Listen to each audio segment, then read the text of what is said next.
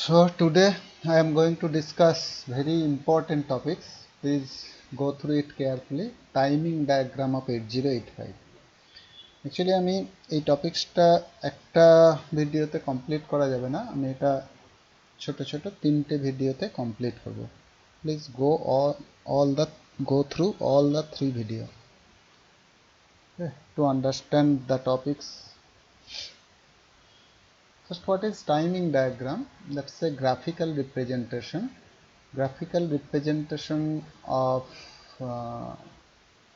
the execution of an instruction, how instruction will be executed through different stages. Actually timing diagram যেটা represent করে যে 8085 যে external signals গুলো আছে, যে এক্সটার্নাল ডেটা বাস, কন্ট্রোল বাস, অ্যাড্রেস বাস, সেই বাসেতে কখন কোন সিগন্যাল জেনারেট করে কোন একটা ইনস্ট্রাকশনকে এক্সিকিউট করার সময়, সেটা আমরা টাইমিং ডায়াগ্রামের থ্রু দিয়ে দেখব. অর্থাৎ প্রত্যেকটা ক্লক সাইকেলে বা প্রত্যেকটা টি স্টেটে কিভাবে একটা ইনস্ট্রাকশন এক্সিকিউট হয় এবং ডিফারেন্ট মেশিন সাইকেলের ডিটেলসগুলো আমরা টাইমিং ডায়াগ্রামে এক এক করে জানবো. That's a graphical representation. আমরা তো ডিটেলসে যাচ্ছি, দেখতে পাবো অ্যাকচুয়ালি টাইমিং ডায়াগ্রাম কি.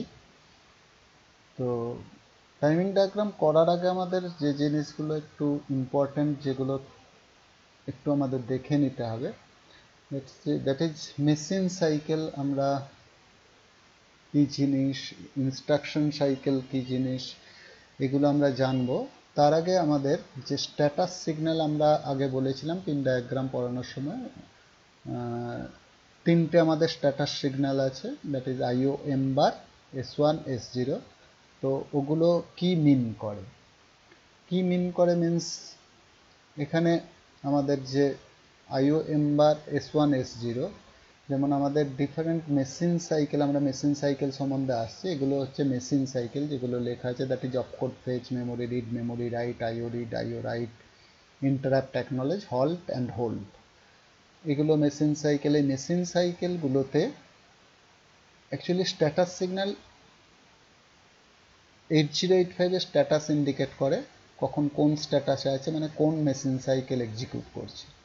যেমন অপকোড ফেচের ক্ষেত্রে, যেহেতু অপকোড ফেচ হয় মেমোরির থেকে, so IO M bar equals to 0 and S1 S0 both are 1.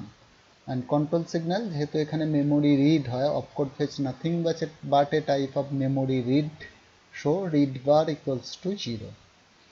And for memory read operation, because it is a memory read operation, again IOM bar equals to 0 and S1 S0 equals to 1 0. Here also read bar equals to 0, control signal generated. Memory, for memory write, memory operation, so again this is 0 and S1 S0 0 1.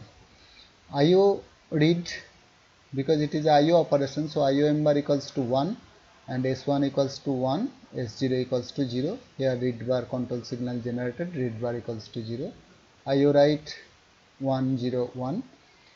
For interrupt acknowledge, as interrupt acknowledge is treated as a IO operation, because interrupt comes from IO devices, so here IOM bar equals to 1 and S1 S0 equals to 1 1. And for interrupt acknowledge, read bar write bar কোনোটাই activated হয় না, যেহেতু interrupt acknowledge হয় INTA bar equals to 0. And for there is a two state which I discuss later on, halt state and hold state. halt মানে যখন microprocessor halt করে যায়, আর hold মানে হচ্ছে যখন মাইক্রোপ্রসেসর হোল্ড স্টেটে যায়. হোল্ড স্টেট মানে যে মাইক্রোপ্রসেসরের দুটো সিগন্যালের কথা আমরা আগেই বলেছিলাম পিন ডায়াগ্রাম পড়ার সময়, that is hold and hold acknowledge. যখন মাইক্রোপ্রসেসর হোল্ড রিকোয়েস্ট পায় এবং হোল্ড স্টেটে যায় তখন হচ্ছে হোল্ড স্টেট. তো হোল্ড স্টেটে কি হয়, আইওএম বারটা হচ্ছে Z, this Z represents high impedance state, that is open circuit, acts like a open circuit, অর্থাৎ না 1 না 0, এটা ওপেন সার্কিট হয়ে থাকে. আর S1 S0টা 0 0 হয়. For hold state again IOM বারটা হচ্ছে হাই ইম্পিডেন্স স্টেটে থাকে, মানে ওপেনের মতো, আর S1 S0টা হচ্ছে ডোন্ট কেয়ার, যা খুশি হতে পারে, তাতে কিছু যায় আসে না. আর যখন মাইক্রোপ্রসেসর রিসেট হয়ে যায়, সেই রিসেট হওয়ার সময় আইও এম্বারটা একই ব্যাপার, কোল্ডের মতনই আইও এম্বারটা হচ্ছে ওপেন সার্কিট বা হাই ইম্পিডেন্স স্টেটে থাকে, and this is don't care.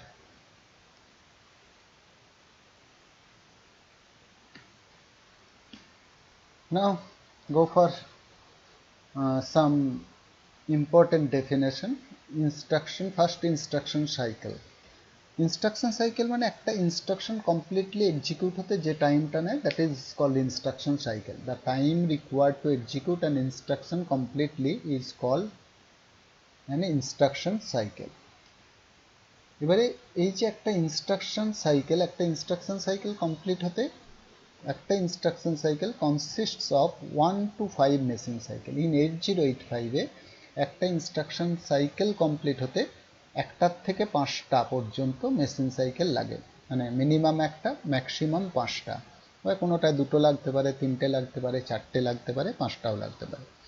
তো এবারে আমাদের যখনই বলা হলো যে একটা, তার মানে that means one instruction cycle in 8085 equals to 1, 2, 3 or 4 or 5 machine cycle.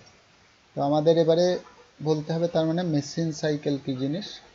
তো মেশিন সাইকেল নেক্সট ডেফিনেশন হচ্ছে মেশিন সাইকেল হচ্ছে time required to access the memory or IO devices is called machine cycle. অর্থাৎ যখনই microprocessor outside কোনো ডিভাইসকে, outside device means হচ্ছে either memory অথবা input output ডিভাইসকে অ্যাক্সেস করবে, সেটাকে বলা হবে মেশিন সাইকেল।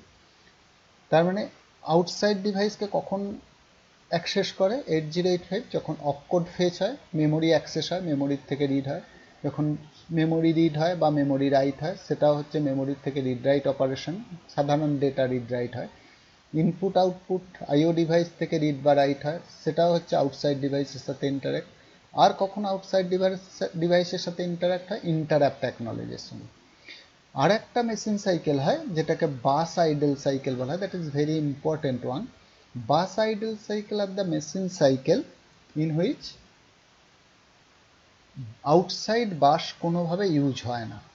আউটসাইড বাসকে কোনোভাবে ইউজ না করে যে মেশিন, এরকম কিছু মেশিন সাইকেল 8085-এ আছে, যেগুলো হচ্ছে, যার ভালো একটা এক্সাম্পল হচ্ছে ডিএডি বলে একটা ইনস্ট্রাকশন আছে, যে ইনস্ট্রাকশনটা বাস আইডল সাইকেল থাকে। ঠিক আছে, এটা অন্যভাবে ডেসক্রাইব করা যায় না। এখানে কোনো মেমোরি রিড রাইট হয় না, ইনপুট আউটপুট রিড রাইট হয় না, অপকোড ফেচও হয় না, তবু এটা মেশিন সাইকেল, দ্যাটস ওয়াই। এবং এই সময় যেহেতু আউটসাইড বাস কোনোভাবে অ্যাক্সেস হয় না, that's why this is called bus idle cycle বলা হয়। ঠিক আছে, এবারে এখানে আবার লাস্ট যে পয়েন্টটা, সেখানে বলা হয়েছে one machine cycle consist of 3, 4 or 6 step. এটা হচ্ছে, অর্থাৎ একটা মেশিন সাইকেলের মধ্যে 3টে, 4টে অথবা 6টা টি স্টেট থাকে। ঠিক আছে, আমরা টি স্টেটের ডেফিনেশনে আসছি। এখানে আমাদের যে অফকোড ফেচ, এই অফকোড ফেচ ম্যাক্সিমাম ইনস্ট্রাকশনের ক্ষেত্রে অফকোড ফেচ রিকোয়ার 4টি স্টেট, কিন্তু কিছু কমপ্লেক্স ইনস্ট্রাকশন আছে যার অফকোড ফেচটা 6টি স্টেটও লাগতে পারে। অর্থাৎ অফকোড ফেচে হয়ে যাচ্ছে হচ্ছে either 4 or opcode fetch require either 4 or 6টি state. other other operations means হচ্ছে memory read write, input read write, interrupt acknowledge বা bus idle cycle. All these machine cycles require 3 step. Please remember, opcode fetch maximum instruction opcode fetch require 4 step. Others for some complex instruction require 6 step for opcode fetch, and every other machine cycle's length is 3 step. Now go for the definition of T-state.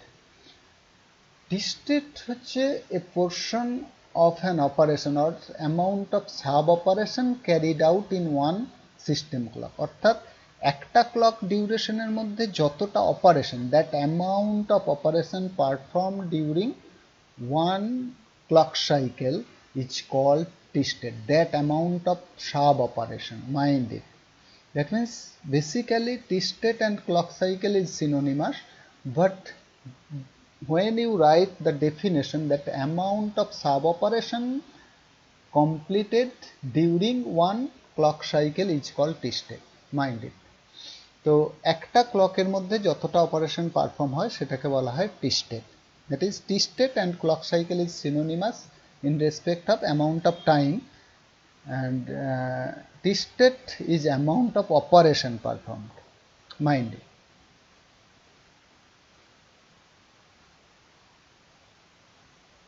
Now we go for the machine cycles of 8085. As we told, the most important machine cycles are opcode phase cycles, which require, in some cases it is 4 T state, and in some special cases for some special instruction it requires 6 T state also. Now that is 40 or 60. That is machine read cycle, it requires 3 T state, machine write 3 T state, IO read 3 T state, IO write 3 T state. আমরা এই অপারেশনগুলো ডিটেলসে যাব next. Okay,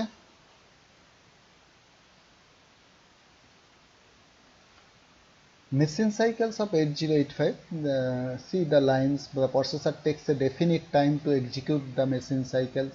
The time taken by processor to execute a machine cycle is expressed in T state, as we told earlier. Everything is told earlier.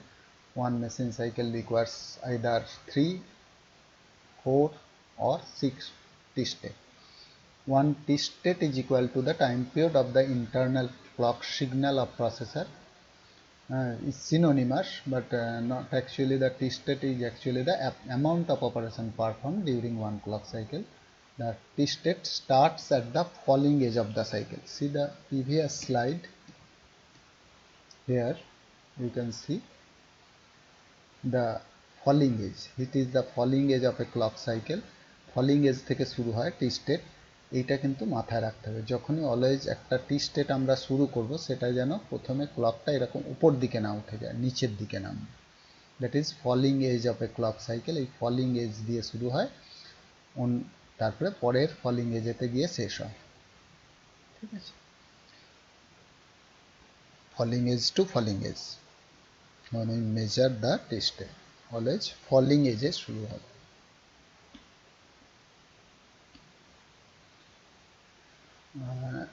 Last topic for this video is instruction length. 8085 এর instruction length means হচ্ছে কত byte, একটা ইনস্ট্রাকশনের length কত byte হতে পারে। 8085 এ তিন ধরনের লেন্থের instruction পাওয়া যায়, 1 বাইট, 2 বাইট আর 3 বাইট। 1 বাইটের হতে পারে, 2 বাইট হতে পারে, অথবা 3 বাইট হতে পারে। দ্যাট মিন্স 1 বাইট ইনস্ট্রাকশন মেমোরিতে একটা মেমোরি লোকেশন নিয়ে থাকবে, বিকজ একটা মেমোরি লোকেশনের লেন্থ হচ্ছে 1 বাইট। 2 বাইট ইনস্ট্রাকশন দুটো মেমোরি লোকেশন নিয়ে থাকবে। 3 বাইট ইনস্ট্রাকশন তিনটে মেমোরি লোকেশন নিয়ে স্টোর থাকবে। Example of 1 byte instruction, that is add b, move a, b, xchg. This is addition add b. That means this instruction, আমরা ইনস্ট্রাকশনগুলো details আমরা পরে আসবো, যদিও জানতে হবে আমাদের। ইনস্ট্রাকশনের এক্সিকিউশন ডিটেলস না জেনে টাইমিং ডায়াগ্রাম করা খুব মুশকিল হয়ে যায়। তো ইনস্ট্রাকশন দেখে ইনস্ট্রাকশনের লেন্থ বলাটা খুব সোজা। এগুলো হচ্ছে 1 বাইট ইনস্ট্রাকশন, বিকজ এখানে শুধুমাত্র ইনস্ট্রাকশন আছে। ইনস্ট্রাকশনের পরে আর কোনো যদি নাম্বার না থাকে, শুধুমাত্র কোনো রেজিস্টারের নাম থাকে, তাহলে সেই ইনস্ট্রাকশনগুলো 1 বাইটের হবে। ইনস্ট্রাকশন এবং তারপরে কোনো রেজিস্টার বা রেজিস্টার্সের নাম থাকে, তাহলে সেই অনলি থাকে, তাহলে সেই ইনস্ট্রাকশনগুলো হচ্ছে 1 বাইটের ইনস্ট্রাকশন হবে। Here the look at the 2 byte instruction example, MVI C05H, ADI 56H, CPI 05H. এখানে ইনস্ট্রাকশনের নামের পরে রেজিস্টার যা আছে তার সাথেই আর একটা করে বাইট আছে, that is here another byte is 05। MVI এই ইনস্ট্রাকশনের জন্য অপকোড একটা বাইট আর 05 একটা বাইট। ADI 56 এর জন্য ADI এর অপকোড একটা বাইট আর এই 56 ডেটাটাকেও দিতে হবে, তার জন্য আর একটা বাইট, দ্যাট ইজ হয়ে গেল 2 বাইট। সিপিআই এর জন্য এগেন সিপিআই এর অপকোডের জন্য একটা বাইট, এই 05 এই ডেটাটা দিতে হবে, তার জন্য একটা বাইট, 2 বাইট। অর্থাৎ ইনস্ট্রাকশন তারপরে যদি আরও একটা এক্সট্রা বাইট থাকে, তাহলে এক্সট্রা বাইট এইভাবে থাকে, তাহলে সেটাকে বলা হবে 2 বাইট ইনস্ট্রাকশন। তাহলে 3 বাইটে কী হবে, ওই ইনস্ট্রাকশনের নেমের পরে আরও যদি দুটো বাইট থাকে, যেমন LXI H 2005, এটা হচ্ছে HL রেজিস্টার পেয়ারে 2005 লোড করে, অর্থাৎ HA20 LA05 যায়। অর্থাৎ HL রেজিস্টারে কি ডাটা যাবে সেটাও আমরা বলে দিচ্ছি এই 16 বিট ডেটা দিয়ে, যেহেতু এইখানে HL পেয়ার ইউজ হয়। এই HL পেয়ারে কি ডাটা যাবে সেটা আমরা বলে দিচ্ছি ইনস্ট্রাকশনে। যেহেতু HL পেয়ার মানে 16 বিট, এখানে 16 বিট মানে 2 বাইট ডেটা আমাকে দিতে হবে। 1 বাইট দিলে কিন্তু এরর দেখাবে, 2 বাইট ডেটাই দিতে হবে। আর এই 2 বাইট ডেটাটার জন্য 2 বাইট, আর ইনস্ট্রাকশনের অপকোডের জন্য 1 byte 3 byte. Similarly LDA 5006 load accumulator বলা হয়। দ্যাট ইজ অ্যাকুমুলেটরটা লোড হবে মেমোরি লোকেশন থেকে। মেমোরি লোকেশন থেকে মানে কোন মেমোরি লোকেশন না 5006, এই মেমোরি লোকেশনের ডেটাটা আসবে অ্যাকুমুলেটর। এই যে কোন অ্যাড্রেসের জন্য এই 16 বিট ডেটা বা 2 বাইট ডেটা দিতে হচ্ছে, এটার জন্য 2 বাইট আর অপকোডের জন্য 1 byte 3 byte. Similarly jump 2005H jump হবে কোন লোকেশনে হবে, 2005 লোকেশনে জাম্প করবে প্রোগ্রাম কন্ট্রোলটা। দ্যাট ইজ 2005 মানে এটা হচ্ছে 16 বিট অ্যাড্রেস, এটা দেওয়া হচ্ছে ডাইরেক্ট অ্যাড্রেস দিয়ে দেওয়া হচ্ছে, মেমোরি অ্যাড্রেস কোন লোকেশনে জাম্প করবে এটার জন্য 2 বাইট, আর জাম্প ইনস্ট্রাকশনটার অপকোডের জন্য 1 byte 3 byte instruction. That's for all for this video. এটা আজকে এখানেই শেষ করছি। নেক্সট দুটো আরও ভিডিও হবে টাইমিং ডায়াগ্রামের জন্য, যেখানে আমরা টাইমিং ডায়াগ্রাম দেখব, কয়েকটা ইনস্ট্রাকশনের এক্সাম্পলও আমরা দেব। ওকে, থ্যাংক ইউ।